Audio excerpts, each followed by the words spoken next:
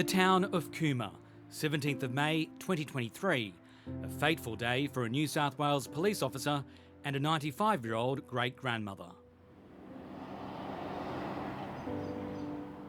Early that morning at Yallambee Lodge Aged Care Home, resident Clare Nowland, who had symptoms of dementia, was unsettled. The New South Wales Supreme Court heard she'd been wandering around the home with 2 kitchen knives, disturbing residents and staff. Called to the scene, 2 police officers, including Senior Constable Kristian White. Along with 2 paramedics, they searched for Clare Nowland, but they didn't see her. She walked with the aid of a walking frame to the nurse's room, where they later found her.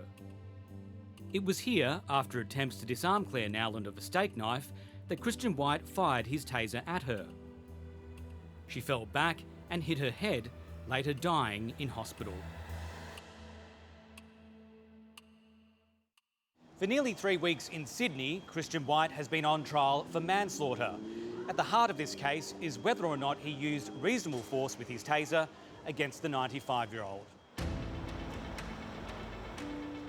Giving evidence last week, Kristian White said Clare Nowland was an imminent threat to the safety of those present. The prosecution rejected that, arguing Clare Nowland was old, small, frail and at a safe distance. Body cam footage played in the court showed Kristian White saying, "Nah, bugger it," before firing his taser. The prosecution argued Kristian White was fed up and impatient.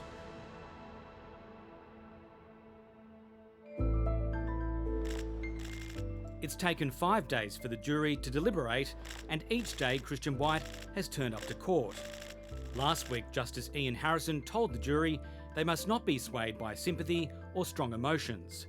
He emphasised that for a guilty verdict, Kristian White's actions must be so gravely in error and carry such a high risk of injury that it deserves to be punished as a criminal offence. Today, they delivered their verdict. Even before the jury returned, there were emotional scenes in court as Clare Nowland's family wept. The jurors took their seats with grave expressions, and when called upon, the foreperson stood up saying guilty.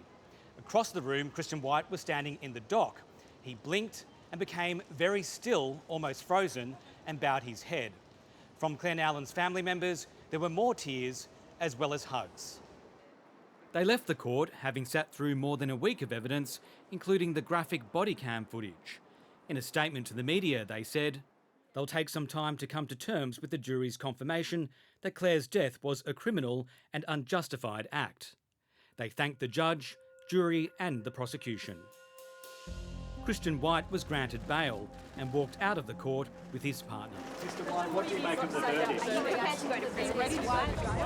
you'd like to say? Do you still maintain that you were just doing your job? Do you stand by your actions that day? Shortly after the verdict, the New South Wales Police Commissioner, Karen Webb, said Kristian White's employment is under review. The court has found Clare Nowland died as a result of the actions of a police officer. This should never have happened. I reached out to the Commander of Professional Standards Command an hour after the verdict was reached in terms of the officer's employment status. Thank you all. Will you appeal the verdict? Kristian White will be sentenced at a later date. The maximum sentence for manslaughter in New South Wales is 25 years in prison.